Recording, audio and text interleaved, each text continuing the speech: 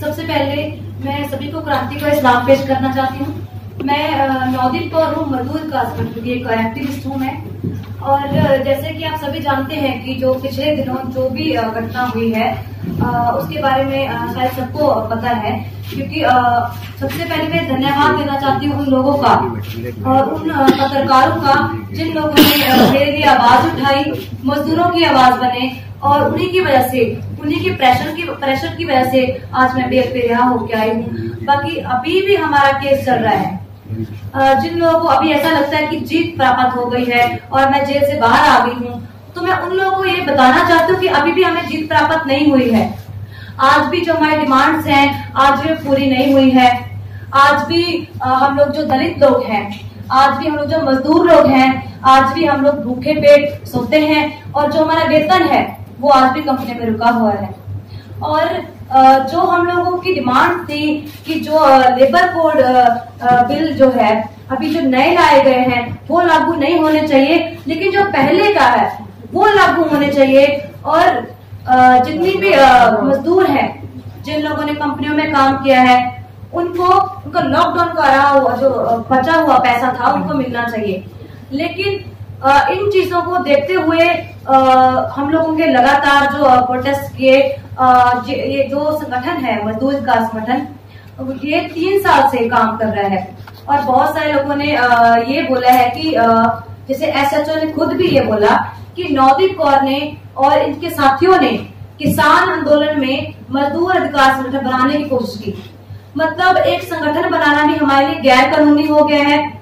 तो हम लोग उनको बता देना चाहते हैं कि ये संगठन 3 साल पहले से काम कर रहा है, लेकिन जो स्टेट है वो मजदूरों से ये हक भी छीन रही है कि हम लोग एक संगठन बना पाए, हम लोग अपनी आवाज जो बुलंद कर पाए और अपने हकों की लड़ाई लड़ पाए। और आज का जो प्रोग्राम है इसमें मेन जो है यही बात है कि स्टेट का रिप्रेशन किस तरीके का है। और हम लोग लगातार देख रहे हैं, जैसे राजवीर ने बताया कि जो स्टेट का रिप्रेशन है वो लगातार बढ़ता जा रहा है। जो भी जनता की आवाज उठाता है, जो भी, चाहे वो मुस्लिम हो, चाहे वो आदिवासी हो, चाहे वो दलित हो, चाहे वो किसान हो, चाहे वो सिख हो, चाहे कोई भी इंसान हो, उसको ये बोल दिया जाता है ये देशद्रोही है, ये खालिस्तानी है, ये नक्सलवादी है, या ऐसा कुछ बोल के उनको जेलों में डाल दिया जाता है। उन पर यूएपीए जैसे एनएसए जैसे कानून लगा के उनको जेल में डाल दिया जाता है। तो मतलब सीधा और साफ ये है कि स्टेट को बहुत डर है। एक तरफ तो हम लोग दलित लोग हैं और हमें इतनी भी आजादी नहीं दी जाती कि हम लोग पर्चा बांट पाए, और दूसरी तरफ जब हम लोग किसानों के साथ मिल जाते हैं, जब हम लोग जाग जाते हैं कि हाँ किसान आ गए हैं, तो हम लोग को भी ऐसे खड़े हो जाना चाहिए। तो स्टेट एक कमजोर लड़की से, स्टेट एक कमजोर, जिनको बोलते हैं कमजोर दलित हैं, उनसे डर जाती है। और जेल में ऐसे खतरनाक जो 307 जैसी धाराएं हैं, जबरन वसूली जैसी धाराएं हैं और स्नैचिंग जैसी धाराएं लगा के जेल में डाल देती है। तो इसे पता चल रहा है कि स्टेट कमजोर है, जो चाहती है कि लोग डर जाएं। और हम लोग ये लगातार लड़ाई जारी रखेंगे।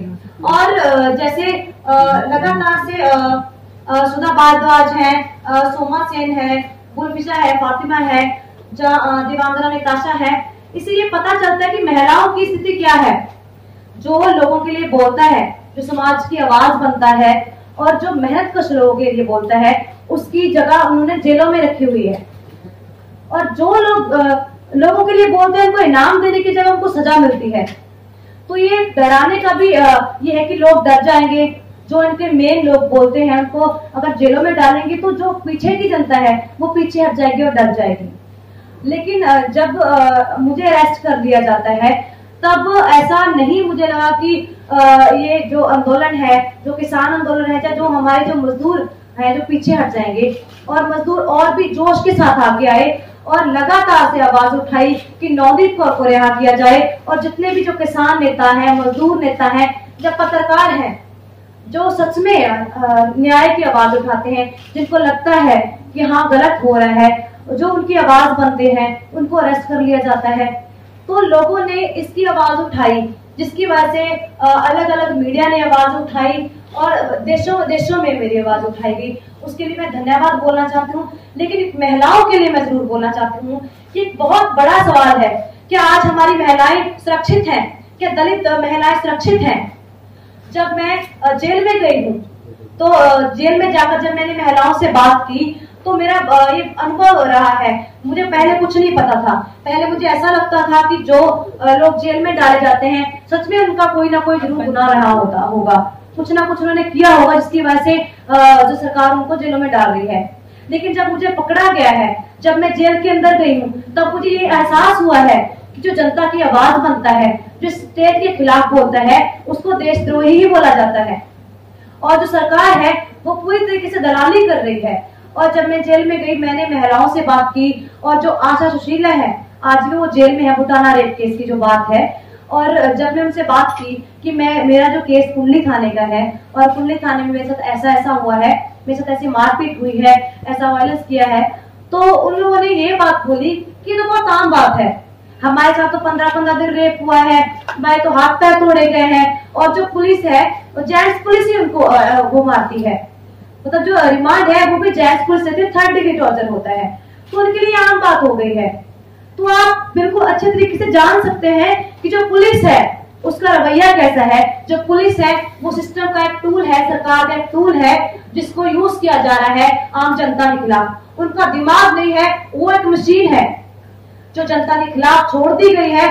जो भी आगे आता है जनता के लिए उसको पकड़ लिया जाता है और ऐसे खतरनाक कानून लगा दिए जाते हैं, ऐसे खतरनाक धाराएं लगा दी जाती हैं जिसकी वजह से वो हमेशा के लिए जेल में बंद हो जाते हैं। जीएन साईं बाबा जो 90% वो डिसेबल है, सिर्फ उसको इसीलिए उनको जेल में बंद कर दिया गया कि उनको ये बोल दिया कि इनका दिमाग खतरनाक है। किस तरीके से दिमाग खतरनाक है? चलो मुझे तो ये बोल दिया कि मैंने आगे से हमला किया, 307 लगा दिया, हालांकि उस दिन ऐसा कुछ हुआ भी नहीं था। और जीएन साईं बाबा के कौन से हाथ पैर चल रहे थे जो इनको जेल में यूएपीए लगा दिया गया? उनके खिलाफ कौन से ऐसे सबूत मिल गए कि उनके खिलाफ यूएपीए लगा के उनको अंदर बंद कर दिया गया? वो चल भी नहीं सकते, उनको सिर्फ इसलिए अंदर बंद कर दिया कि वो जनता के लिए सोच रहे थे। उन लोगों ने कोशिश की स्टूडेंटों को बोलने की कि आपको जागना चाहिए। इसीलिए जो स्टेट है उनको पता है कि जो आम जनता है अगर ये उठ खड़ी होती है, अगर किसान, मजदूर, दलित, आदिवासी लोग, मुस्लिम लोग अगर उठ खड़े हुए तो जो स्टेट है, जो सरकार है वो गिर जाएगी। क्योंकि हमें पता है कि जो हम लोग बोल रहे हैं कि कांग्रेस है, बीजेपी है, इनकी सत्ता है, लेकिन जो देखा जाए इनकी सत्ता नहीं है, दलाल लोग हैं। जो सत्ता है वो बाहर के लोगों की है। जो बाहर के बड़े बड़े देश हैं वो यहाँ पे इंटरफेयर कर रहे हैं, यहाँ की पॉलिटिक्स में वो लोग हैं।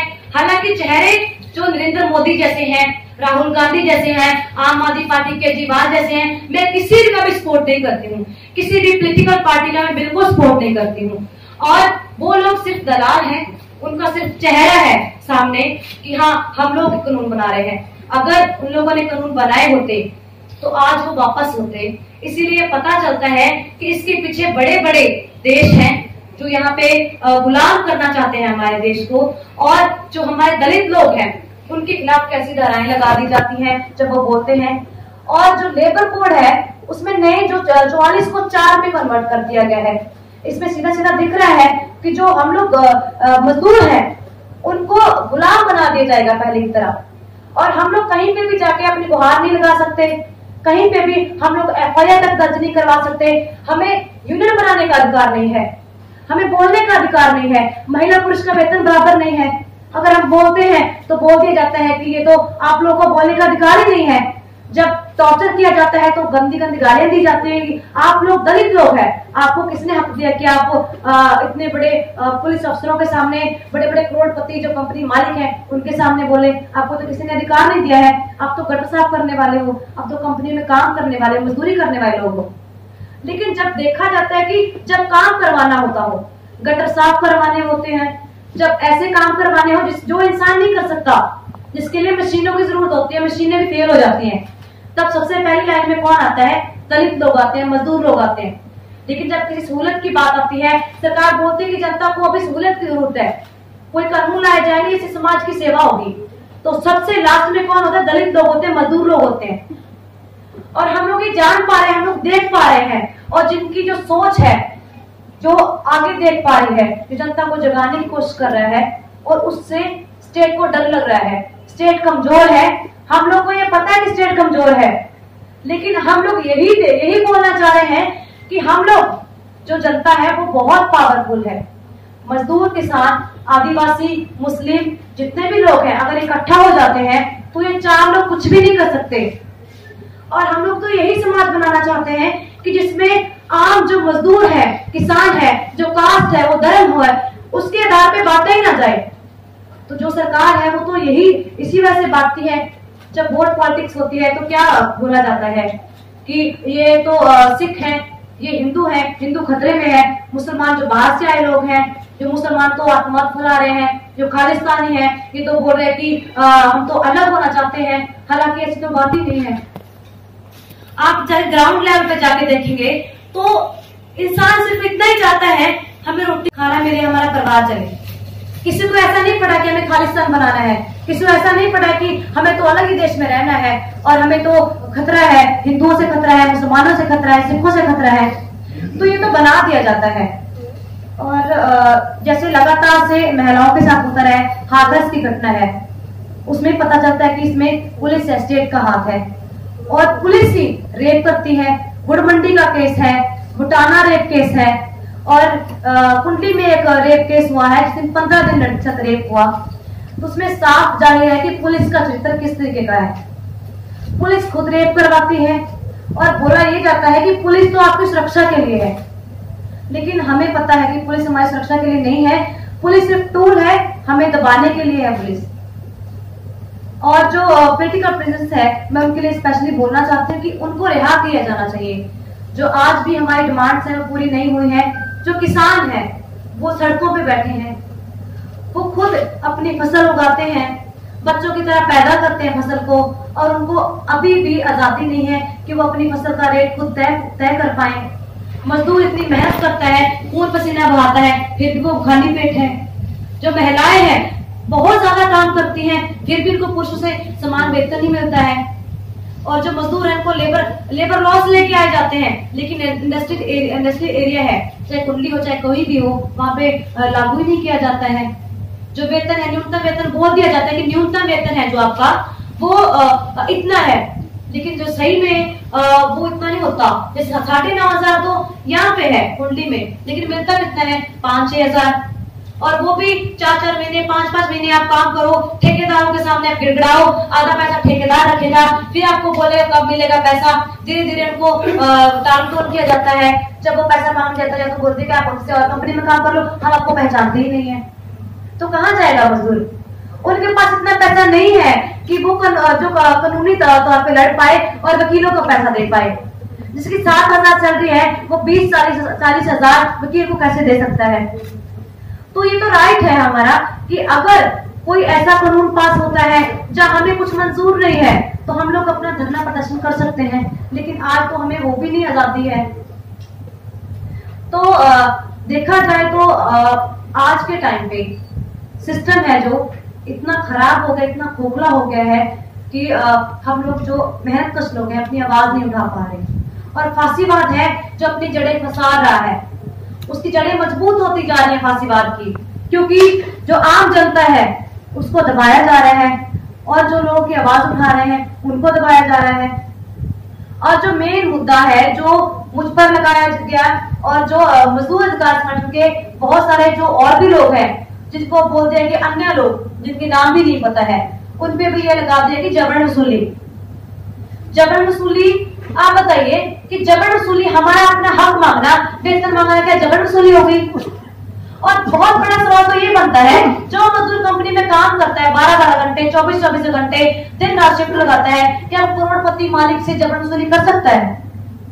अगर ये जबरन वसूली होती तो क्या जो 300 लोगों के पैसे हम लोगों ने पहले दिलाए, क्या वो कंपनी मालिक बेवकूफ थे कि जबरन वसूली देते रहे और FIR तक दर्ज नहीं हुई उनके खिलाफ, हमारे खिलाफ बिल्कुल भी?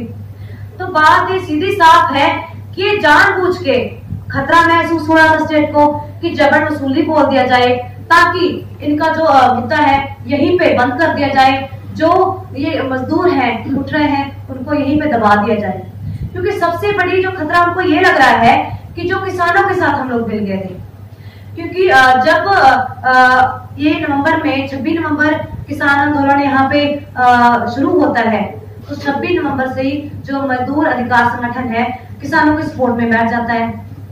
तब क्या होता है कि हम लोग लगातार से कोशिश कर रहे थे कि जो मजदूरों को इसमें शामिल किया जाए, क्योंकि मजदूरों का भी बहुत बुरे तरीके से बहुत हाई लेवल पे शोषण हो रहा है। और जो किसानों की मांगे हैं वो बिल्कुल जायज हैं कि जो इन लोगों ने कानून जो लागू करने के लिए बोला है कि जो आप कितनी भी लिमिट में स्टॉक कर सकते हो, तो आप सीधा सीधा बताइए कि प्रभाव किस पर पड़ेगा? मजदूरों पे पड़ेगा, मिडिल क्लास पर पड़ेगा, दलितों पे पड़ेगा। तो जब हम लोग ये मुद्दा उठाते हैं, हम सपोर्ट करने के लिए 2000 मजदूरों को लेकर मजदूर हड़ताल करते हैं और मार्च करते हुए स्टेज पे जाते हैं और मैं बात रखती हूँ मजदूरों की तरफ से, तो तभी से टारगेट करना शुरू कर दिया जाता है। फिर हम लोग किसानों को देखकर जोश में आ जाते हैं कि चलो हम लोग भी अभी किसानों के बैठे हैं किसान, तो अभी हम पर कोई हमला नहीं होगा। तो जब पहले हम लोग पर्चा भी बांटते थे, मजदूरों को बोलते थे कि जो ये लेबर लॉस लाए जा रहे हैं, हम लोग यूनियन नहीं बना सकते, हमारी जो सैलरी है वो हमें कम दी जाती है, या फिर हमें यूनियन बनाने का अधिकार नहीं, छटनी हो सकती है, कभी भी कंपनी से बाहर निकाला जा सकता है। तो ऐसे पर्चे लिख के जब हम लोगों में बांटते थे, मजदूरों में बांटते थे, तो हम पर हमला हो जाता है। हमें इतनी भी आजादी नहीं थी हम लोग पर्चा भी बांट पाए। तो जब किसान आंदोलन होता है तो मजदूर देखते हैं कि किसान अगर बैठे हैं अपनी मांगों को लेकर, तो हम क्यों नहीं बैठ सकते? अभी तो किसान है, कौन हमला करेगा? इतने लाखों लोग बैठे हैं तो कौन हमला कर सकता है हम पर? तो हम लोगों ने किसानों की सपोर्ट लेते हुए इकट्ठा हुए, हमने हेल्प डेस्क लगाया किसान आंदोलन के बीच में, जो निकटन चौक है वहां पे हम लोगों ने हेल्प डेस्क लगाया, जिसमें हम लोगों ने लिखा कि अगर कंपनी मालिक या ठेकेदार को पैसा नहीं देता है तो आप मजदूर अधिकार संगठन के पास जाकर कंप्लेंट दर्ज करवा सकते हो। तो लगातार मजदूर बढ़ते गए, आते गए, तो हम लोग जो मार्च करते हुए जाते, और जिस कंपनी में लॉकडाउन का पैसा रुका हुआ है, वेतन रुका हुआ है, वो वेतन लेने के लिए हम कंपनी के बाहर जाते थे और शांतिपूर्ण तरीके से बैठ धरना प्रदर्शन करते थे और अनाउंसमेंट करते थे कि जो कंपनी मालिक है वो बाहर आके मजदूरों का जो वेतन है वो दे। कुछ मालिक बोलते थे कि आप लोग जैसे बहुत देखे हैं, हम नहीं देंगे, क्या कर लोगे आप लोग की तो इतनी जरूरत कैसे होगी आप मांगने आगे।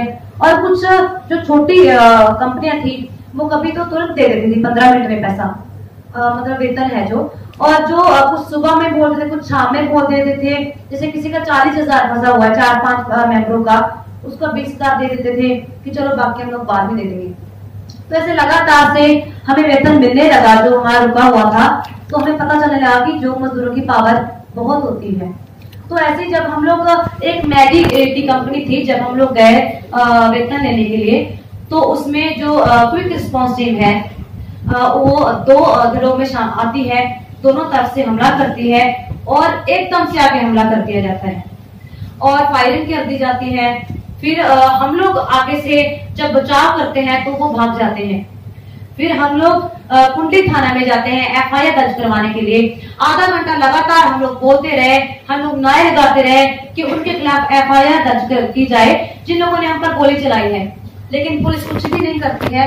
और हालांकि उनके खिलाफ FIR दर्ज करने की बजाय हमारे ही ऊपर FIR दर्ज कर दी जाती है कि तो जबरन वसूली कर रहे हैं। हम लोग SP को लेटर लिखते हैं कि हमारी कोई सुनवाई नहीं हो रही है, कि आप उनके खिलाफ FIR दर्ज करवाए, कार्रवाई की जाए जिन्होंने गोली चलाई है, लेकिन उसका कोई रिस्पॉन्स नहीं आता है। तो आप बताइए हमारे पास कौन सा रास्ता है? आप खुद बताइए, अगर हम गलत हैं तो कौन सा रास्ता बचता है हमारे पास? ये तो संविधान ने हक दिया है कि आप शांतिपूर्ण तरीके से धरना कर सकते हो, तो हमारे पास एक ही रास्ता था, वो था धरना प्रदर्शन करना, एकजुट होकर मिलकर धरना करना। वो हम लोगों ने किया, वही कोशिश थी हमारी कि जो लोगों के बचे पैसे, जो वेतन है वो दिलाया जाए। फिर हम लोग दोबारा जब 12 जनवरी को हम लोग जाते हैं कंपनी के सामने, तो 2 कंपनियों में ये बोल दिया जाता है कि आपको सुबह के टाइम में, कल सुबह या शाम में आपको पैसे मिल जाएंगे, जो आपका वेतन है वो मिल जाएगा। जब तीसरी कंपनी में हम लोग जाते हैं तो कंपनी का गेट बंद कर दिया जाता है। तो हम लोग आधा घंटा लगातार वहां पे नारेबाजी करते हैं, बैठते हैं। तो क्विक रिस्पॉन्स टीम और पुलिस हाथ में आती है और क्विक रिस्पॉन्स टीम साइड पे खड़ी हो जाती है और एकदम से पुलिस आके लाठीचार्ज शुरू कर देती है। और तितर बितर करने की कोशिश करती है। और जब मैं बोल रही थी और एक लड़की और भी थी और जो लोग बोल रहे थे उनको सीधा खींचने की कोशिश की जाती है। कोई भी महिला कांस्टेबल नहीं थी वहां पे और मुझे बालों से और गले से पकड़ खींचा जाता है, बुरे तरीके से लाठीचार्ज किया जाता है। ऐसा माहौल पैदा कर दिया जाता है कि लोगों को मजबूर होना पड़े छुड़वाने के लिए।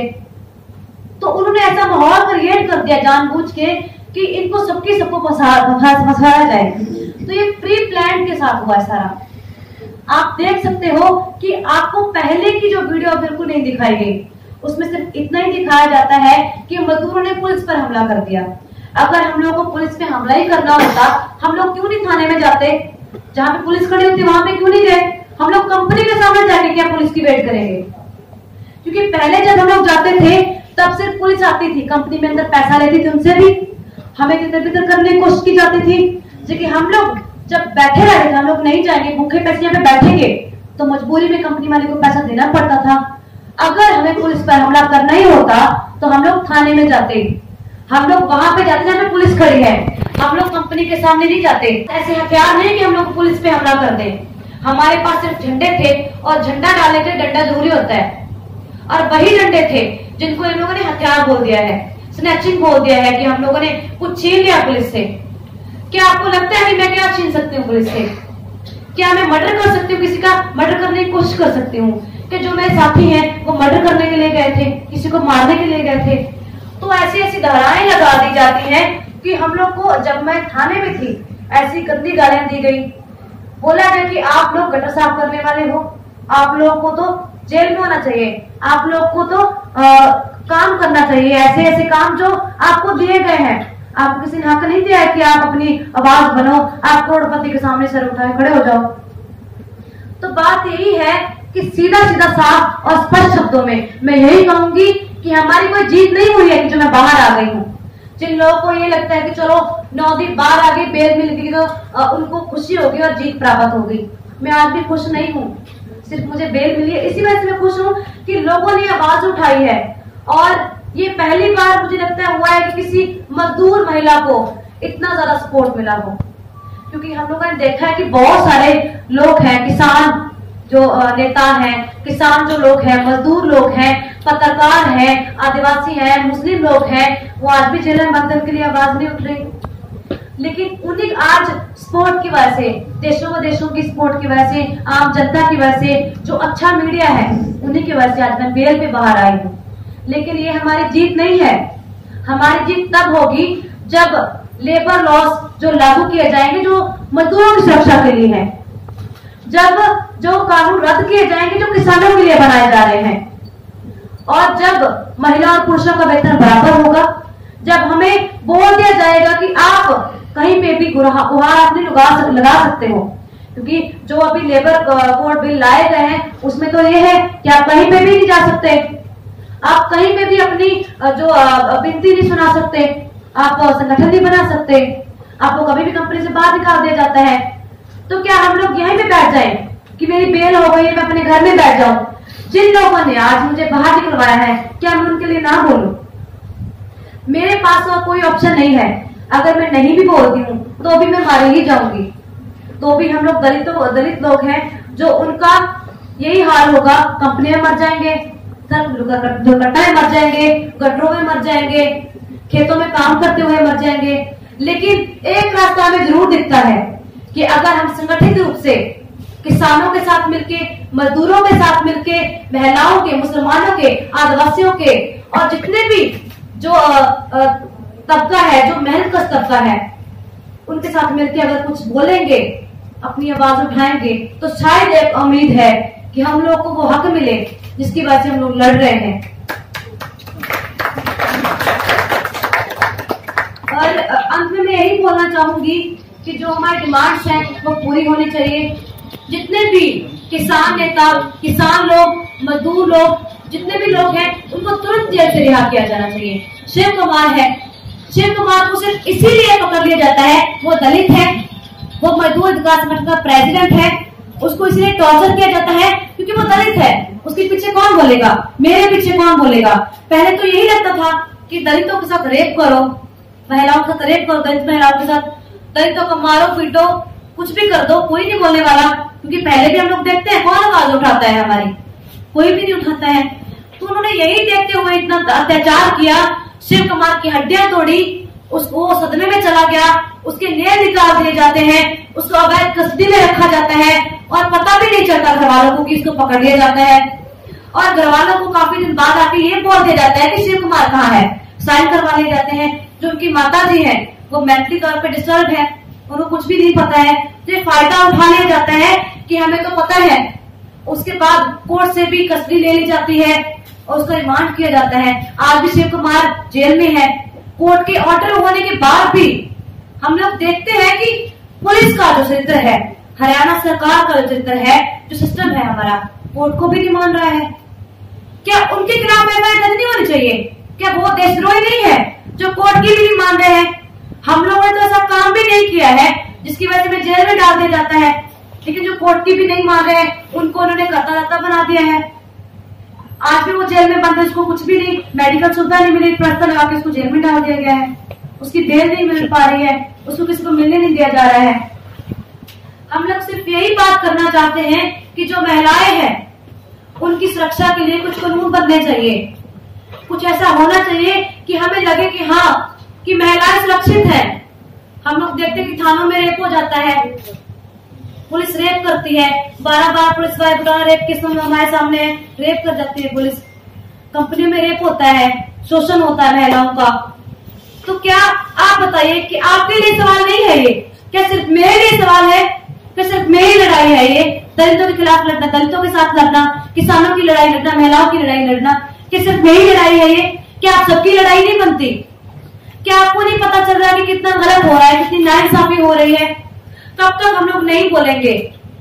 अगर हम आज भी नहीं बोलते हैं, आज भी किसान यहाँ पे बैठे रहते हैं, भूखे पैसे मरते रहेंगे, शहीद होते रहेंगे, यहाँ पे हम लोग चुप रहेंगे। जितने भी लोग देख रहे हैं सिर्फ घर में कमेंट कर सकते हैं, सिर्फ फेसबुक पे क्रांति ला सकते हैं, क्या वो लोग सिर्फ घर पे बैठे रहेंगे? क्या उनके लिए सवाल नहीं है? क्या उनको नहीं पता चल रहा कि कितना शोषण हो रहा है, हमारी सरकार कितनी खोखली हो गई है और बाहर की दलाली कर रही है बाहर के देशों की? सिर्फ मैं बोलूंगी, सिर्फ कुछ ही लोग, चुनिंदा लोग बोलेंगे, इनको जेलों में डाल दिया गया है। क्या बताइए, करोड़ों लोग को जेलों में डाल देंगे? क्या जेलों में इतनी जगह है कि करोड़ों लोग जेल में चले जाए?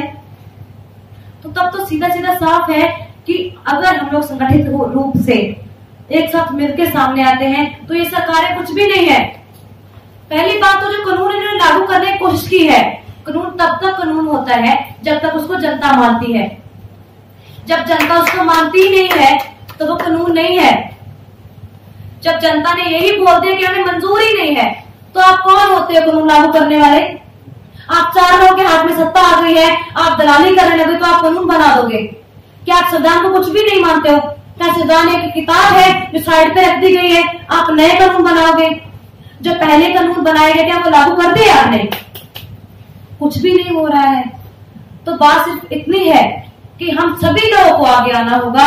सिर्फ मैं नहीं बोलूंगी, सिर्फ और संगठन नहीं बोलेंगे, सिर्फ किसान नहीं बोलेंगे, हम सबको बोलना चाहिए जो किसी संगठन में भी नहीं है, जो स्टूडेंट है, जो मजदूर हैं, जो किसान है, जो आज भी गांव में बैठे हैं, जो देख रहे हैं टीवी पे यहाँ किसान आंदोलन चल रहा है, खालिस्तानी बैठे हैं, सिर्फ जाट बैठे हैं वहां। तो क्या हमको आगे नहीं आना चाहिए? क्या हम लोग रोटी नहीं खाते हैं?